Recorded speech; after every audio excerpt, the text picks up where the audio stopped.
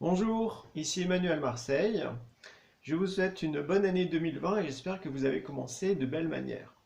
Donc aujourd'hui, nous allons parler de l'éclipse lunaire du 10 janvier 2020, qui est la continuité en quelque sorte de l'éclipse solaire du 26 décembre 2019.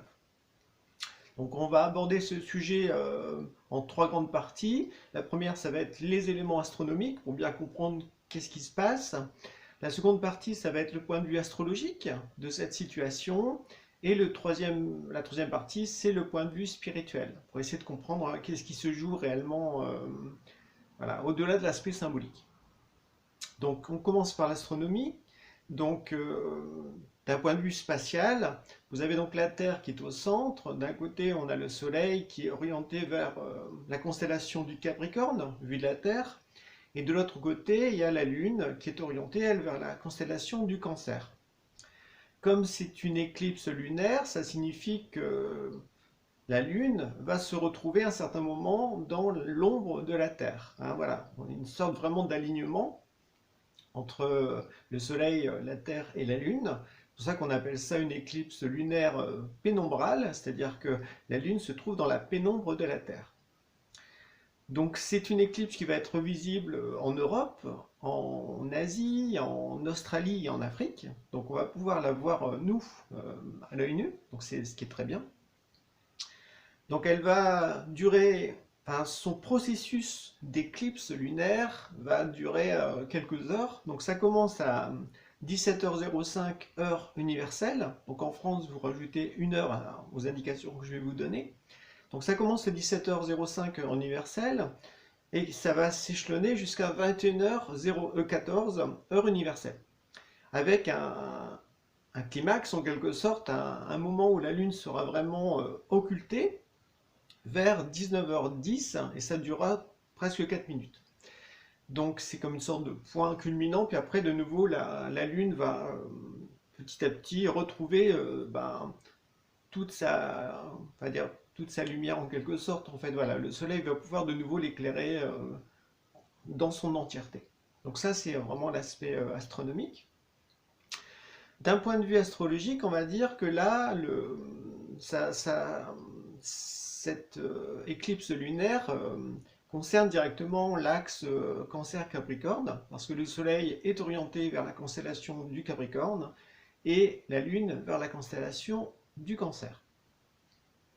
Donc c'est intéressant parce que en fait, on va dire déjà la Lune, comme c'est la planète maîtresse du Cancer, ça veut dire que ça va être une pleine Lune assez forte au niveau émotionnel, au niveau intensité, voilà, qui peut même pousser vers certains extrêmes. Donc là, il va falloir se maîtriser, il va falloir être vigilant pour ne pas se laisser emporter par certaines réactions émotionnelles, notamment inconscientes. Hop.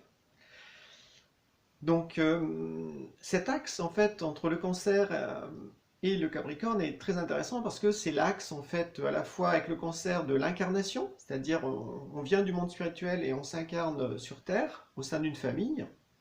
Et puis donc c'est le symbole de l'incarnation en quelque sorte le Cancer, de la jeunesse aussi, voilà, de l'enfance, tout ça, du passé. Et puis, donc de nos racines familiales, tout ça, voilà. Et puis d'un autre côté, le Capricorne, lui, c'est un signe qui symbolise plutôt la vieillesse et donc le départ après, ou le retour vers le monde spirituel. Donc c'est la porte de la désincarnation. Donc quand on associe ces deux signes, ben ça fait directement référence à la notion de destinée, parce que voilà, on s'incarne sur Terre avec une certaine mission, certaines choses à vivre, certaines personnes à retrouver, voilà, un certain karma aussi à régler. Donc là, on s'incarne et petit à petit, il va falloir se dépatouiller dans l'incarnation, accepter les épreuves, les défis, voilà, accepter d'évoluer, de grandir ou pas. Ça dépend de chacun, il y a toujours le libre arbitre qui intervient là-dedans. Et le Capricorne, lui, il est là pour nous demander est-ce que vous avez tiré des leçons de ce que vous avez vécu? Est-ce que vous êtes devenu plus mature, plus adulte, plus responsable? Voilà, donc une sorte d'équilibre comme ça, donc qui nous met directement face à notre incarnation terrestre. Est-ce que l'on la vit consciemment, puis selon notre âge, qu'est-ce qu'on a compris comme leçon et est-ce qu'on est devenu plus sage en quelque sorte, tout en gardant en nous, on va dire, une certaine innocence de notre enfant intérieur. Donc une sorte d'équilibre comme ça à trouver entre, on va dire, être un adulte responsable, voilà, et en même temps, à certains moments, garder aussi notre cœur d'enfant. Il y a une sorte d'équilibre à trouver comme ça dans cet axe Cancer-Capricorne. Le cancer est aussi relié à la notion de protection, à la notion de sensibilité, bien sûr, des émotions, d'intuition. Donc c'est aussi un signe qui peut être lié au changement parce que c'est mouvant en quelque sorte, hein, comme la Lune, avec ses différentes phases. Ça montre aussi bien sûr la notion d'hérédité, de racines, voilà, le fait d'avoir l'impression qu'on a une place sur Terre en s'incarnant, notamment aussi dans son corps. Voilà, donc ça peut aussi ça peut aussi nous confronter au rapport que l'on a avec notre corps physique. Avec le cancer, il peut y avoir la nostalgie du passé, notamment des bons moments que l'on a vécus, qui peut être assez forte. Ça dépend de chacun, bien sûr. De l'autre côté, le Capricorne, lui, est plutôt relié à la notion de prudence, de sérieux, de profondeur. Donc il y a une notion comme ça de maturité. Donc ça nous relie directement aussi à la notion du karma. Voilà, donc le karma, voilà. Ne pas avoir ça comme quelque chose de négatif ou d'enfermant, mais au contraire, le karma, c'est la loi de cause à effet, c'est-à-dire que ben, voilà, on a eu certaines pensées, on a eu certaines paroles, on a eu certaines réactions, et forcément, tôt ou tard, il y a des réactions. Réactions qui peuvent apparaître dans cette vie, mais on peut aussi récolter en quelque sorte, être confronté à un karma que l'on a généré dans une précédente vie. Vous voyez, donc il y a une notion comme ça ouais, d'observer ce qui nous arrive avec discernement, de faire preuve de maturité, voilà, de ne pas tout de suite rejeter la faute sur les autres, etc. Donc tout ça, c'est le signe du Capricorne qui nous invite comme ça ouais, à être bien ancré dans la réalité, puis à voir les choses en face, à ne pas se leurrer, à ne pas s'illusionner. Donc une sorte comme ça d'équilibre entre le Cancer et le Capricorne à trouver. Donc là, c'est un peu, on va dire, les éléments astronomiques, astrologiques aussi, voilà, qui sont relativement connus. Et maintenant, donc, on va voir ça plutôt du point de vue point de vue spirituel. Savoir qu'une éclipse, qu'est-ce que c'est? Eh bien, il faut comprendre que le Soleil incarne le monde divin. Il incarne, voilà, vraiment ouais, les énergies spirituelles positives. Et justement, quand le soleil éclaire tout, c'est comme s'il apportait aussi une sorte d'équilibre, une sorte de protection spirituelle à l'ensemble des planètes qui sont en fait, ce sont des mondes en quelque sorte, hein, parce que quand on parle de la Lune, de Mercure, etc., ok, on voit la planète matérielle dans le ciel, mais en fait, c'est comme si c'était un peu la pointe de l'iceberg, mais derrière ça, il y a tout un monde invisible avec des entités, etc., qui existent. Voilà.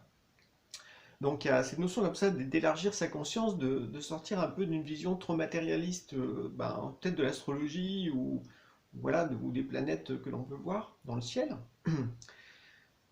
Donc quand il se passe une éclipse lunaire, qu'est-ce qui se passe? Eh bien, en fait, la Lune est donc... une partie de la Lune n'est plus éclairée par le Soleil. C'est-à-dire qu'elle n'est plus sous la notion de protection, comme si le soleil en fait était le gardien un peu d'une harmonie universelle. Et donc quand une planète n'est plus occultée, n'est plus éclairée par le soleil, et bien d'un seul coup c'est comme si les énergies négatives reliées à, on va dire, à la sphère de la Lune, eh bien peuvent d'un coup se déployer. Donc ça peut entraîner de ce fait des esprits négatifs qui vont comme se répandre comme ça un peu sur Terre en fait au sein de l'humanité. Donc surtout que cela ne vous fasse pas peur, l'être humain il a toujours la force en lui de combattre ses forces, à condition qu'il fasse preuve de vigilance, de conscience, de discernement et qu'il apprécie vraiment ce qui se passe. Voilà. À partir du moment où l'être humain garde conscience vraiment de lui, au fond c'est comme si c'était lui le maître à bord. Mais à partir du moment où on se met à penser à tout et n'importe quoi, on sent que ça nous traverse, puis on peut en parler, puis on se met à commencer à faire des actions, on fait tout et n'importe quoi, et bien là on n'est plus dans la conscience de soi, on est au contraire dans l'instinct, on est plutôt dans... comme si c'était notre ego qui avait pris les manettes, hein, voilà, de notre vie en main, et donc qui peut nous faire tout n'importe quoi. Donc en temps d'éclipse, en fait, c'est comme si l'ego pouvait d'un seul coup avoir plus de pouvoir.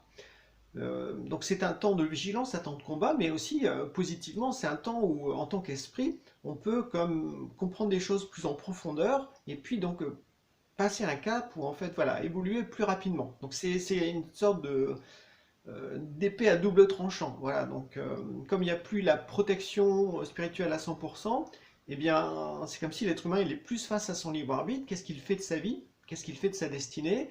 Et donc selon ses choix, selon son attitude, eh bien soit ça va renforcer son esprit, soit ça risque de renforcer son ego. Voilà, donc voilà, c'est pour ça que c'est à double tranchant. Donc, cette éclipse, en fait, quelles sont les énergies négatives qui pourraient nous submerger en quelque sorte? Elles vont comme descendre en nous par la tête, parce qu'en fait, d'un point de vue même spatial, vous avez la Terre, donc si nous on voit la pleine lune en quelque sorte qui s'obscurcit hein, avec l'ombre de la Terre, ça veut dire que le Soleil il est derrière nous, donc il y a le Soleil, il y a la Terre, il y a nous, et puis il y a la Lune devant nous. Donc ce qui fait que les énergies lunaires négatives, directement reliées à la constellation du Cancer, hein, parce qu'il y a cet alignement-là, si c'était une éclipse lunaire dans le signe du Bélier, ben, ça serait la Lune reliée à la constellation du Bélier, voilà. Mais là, on est dans une sorte d'alignement entre la Lune et la constellation du Cancer. Or, comme la Lune est la planète maîtresse en fait du Cancer, tout est amplifié par rapport à ça. Alors, qu'est-ce que ça peut entraîner comme type de pensée négative ou comme type ouais, de ressenti intérieur ou qu'est-ce qui peut remonter à la surface hein, voilà. En fait, ce qui va remonter à la surface, ce sont des histoires qui ne sont pas réglées au niveau relationnel. On a vu que le cancer est relié à la notion de famille. Voilà. Alors bien sûr, la première famille auquel on pense, c'est la famille des liens du sang. C'est la famille dans laquelle on est, donc voilà, avec nos parents, nos frères et sœurs, les membres de notre famille. Donc c'est la famille des liens du sang. Mais il est important justement d'élargir notre vision de la famille parce qu'il y a aussi la famille psychologique. La famille psychologique, c'est celle que l'on crée avec des gens avec qui on s'entend bien. C'est-à-dire qu'on a des... Ouais, on se sent en phase d'un point de vue personnel. Donc on a des mêmes idées, on pratique des mêmes activités, on a des mêmes centres d'intérêt. Donc là, c'est en fait c'est le deuxième type de famille, hein, voilà, que l'on se crée soi-même individuellement, qui est en dehors des liens du sang. Et puis après, il y a la troisième famille, c'est la famille spirituelle. C'est-à-dire que si vous pratiquez un cheminement spirituel, de différentes manières, peu importe sa forme, eh bien forcément, ça veut dire qu'en dans votre destinée, en vous incarnant, vous avez décidé de retrouver certaines personnes pour évoluer ensemble d'une certaine façon et dans une certaine direction. Et donc cette troisième famille, spirituelle ou philosophique, ou ouais, voilà, ça peut englober quelque chose de plus vaste, hein. Une famille spirituelle, c'est des gens à qui on va dire, on évolue dans une même direction, mais ça ne veut pas dire qu'au niveau de la personnalité, on s'entend avec cette personne. D'accord? Donc il faut vraiment faire le distinguo entre notre famille psychologique, c'est vraiment des gens avec qui on s'entend bien, qu'on est en phase au niveau de notre personnalité. Mais la famille spirituelle, hop, c'est un autre cran. Voilà, ça nous fait rencontrer des gens avec qui, s'il n'y avait pas cet idéal spirituel ou ce but commun, etc., on ne côtoierait pas ces personnes. Donc, qu'est-ce qui se passe avec cette éclipse lunaire du 10 janvier? Eh bien, toutes les histoires, en tout cas une partie des histoires relationnelles familiales, donc des liens du sang, des histoires psychologiques ou des histoires au sein de notre famille spirituelle, eh bien, ce qui n'est pas réglé remonte à la surface. Et donc, ça peut nous perturber. Voilà, c'est pour nous montrer qu'il y a des choses à régler, qu'il y a des choses à mettre en lumière, voilà, à comprendre. En fait, il faut accepter de saisir sa responsabilité dans tout ça. Ça va être le grand challenge, en fait, de cette éclipse lunaire, c'est d'accepter d'être responsable de ce qu'on a pu vivre dans le passé, dans nos trois types de familles, voilà, et non pas tout de suite rejeter la faute sur les autres. C'est pas moi, c'est l'autre. C'est pas moi, c'est lui, c'est elle. Vous voyez, un côté comme ça qui peut être très fort, avec justement l'aspect cancer, qui peut être irresponsable, un peu insouciant, s'illusionner sur tout ça, avec bien sûr, là derrière, il y a une notion de critique négative qui peut apparaître, de la méfiance, de la jalousie, un désir de vengeance, vous voyez, des choses comme ça, des pensées comme ça négatives qui peuvent d'un seul coup surgir en nous, voilà, ça nous traverse et puis ça va réveiller en nous comme des vieilles émotions qui étaient enfouies. Et là, c'est comme si ça remontait à la surface, et si on ne sait pas trop quoi faire, on risque d'être submergé par ça. Donc ça peut nourrir encore plus ces pensées négatives que l'on peut avoir vis-à-vis de certaines personnes qui nous ont perturbés en fait en quelque sorte à un certain moment, soit par des propos, soit par des actions, soit parce que nous-mêmes, ben voilà, on s'est retrouvés dans certaines situations et que l'on ne les a pas digérées. Voilà. Donc tout ça, c'est relié à cette éclipse lunaire du 10 janvier. Voilà, donc ça va comme s'exacerber. Donc c'est l'occasion, hein, c'est ça, n'oubliez pas positivement, c'est que quand il y a des choses négatives qui remontent à la surface comme ça, d'un coup il y a comme on revoit des souvenirs.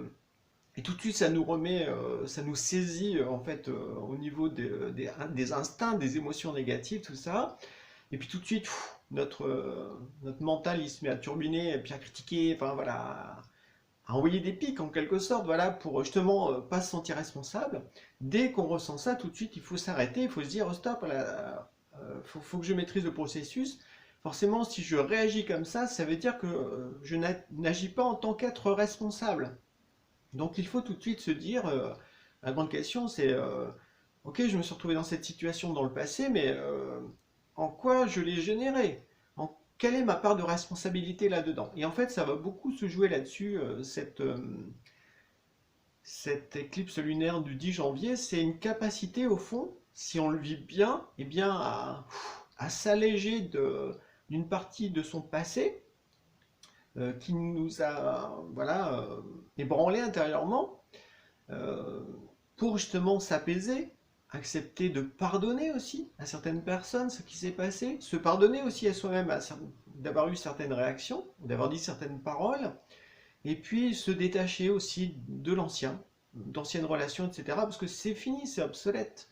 Ou d'un ancien mode de vie, ou d'anciens projets, ou voilà, d'anciennes histoires en fait. Il y a toute cette capacité justement de lâcher prise qui peut apparaître durant cette...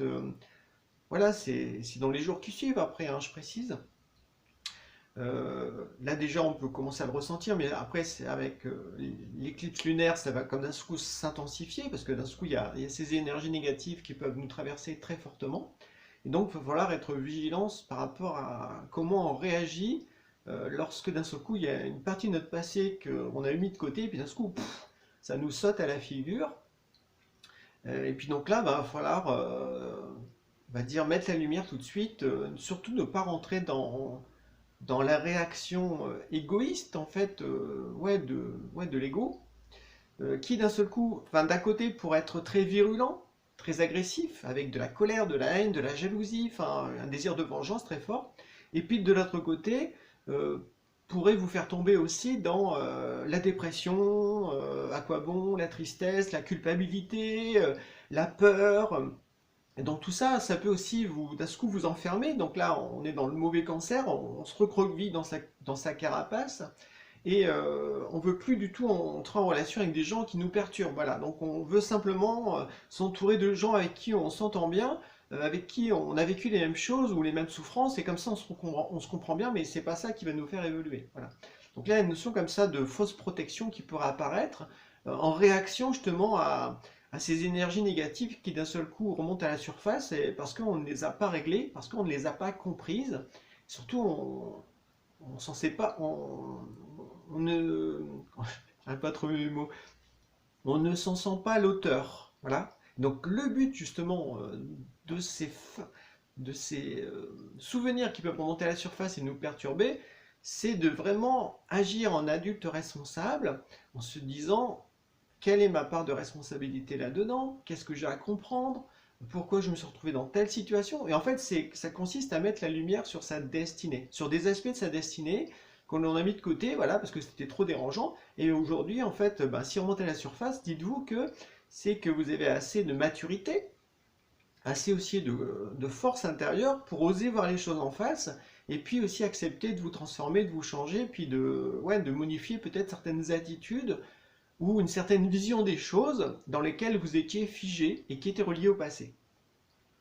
Donc, en faisant ça, positivement, bien, en nous, qu'est-ce qui se passe? On va retrouver un peu le chemin du bien, on va percevoir ce qui est sacré, à la fois en l'autre, en soi, et on va chercher à le protéger, mais non plus dans une carapace hermétique, mais c'est vraiment de mettre ses forces, sa lumière, sa force, sa conscience, tout ça, euh, dans la bonne direction, c'est-à-dire en ayant de bonnes attitudes, en pensant les choses avec un regard positif, optimisme, en ressentant de l'espérance aussi. Au fond, tout ça, ça nous a fait grandir. Voilà, parce que c'est ça le plus important, c'est de ressentir que derrière tous ces événements douloureux, toutes ces anciennes histoires qui nous ont perturbés, eh bien, si on en tire des leçons, eh bien, au fond, ça nous fait grandir. Et ça nous permet d'être aujourd'hui plus sages, plus conscients et meilleurs aussi. Voilà. Donc, c'est vraiment, qu'est-ce qu'on fait de tout ça? Une question de libre arbitre. Voilà. Est-ce qu'on accepte de se remettre en question? Est-ce qu'on accepte d'évoluer ou pas? Voilà. Donc, ça dépend. Si on accepte on veut surtout pas s'évoluer, ben, ça peut être une période très perturbante. Voilà, on se sent complètement prisonnier du passé, on peut être très lourd, dans la dépression, tout ça. Par contre, si on se sent l'auteur de sa vie, puis qu'on veut évoluer, etc., eh bien c'est l'occasion de s'alléger d'un passé qui nous alourdissait inconsciemment, parce que là, il est remonté à la surface, et on le voit, on l'éclaire, et puis c'est comme si on dénouait les nœuds, voilà, et on comprend vraiment quelle est notre part de responsabilité dans tout ça. Et ce qui fait qu'après, hop, on lâche prise, on se détache, on pardonne et on progresse vers le futur avec beaucoup plus de sérénité. Donc c'est vraiment un peu ça qui va se jouer durant cette éclipse lunaire du 10 janvier 2020 et puis bien sûr dans les 15 jours qui suivront ça. Voilà, donc c'est ce que j'avais à vous partager sur cet événement astronomique, astrologique et spirituel. J'espère que ça vous a ouvert des portes de réflexion. Je vous dis à présent au revoir et au plaisir de vous croiser dans une prochaine vidéo. Bonne journée à vous, au revoir.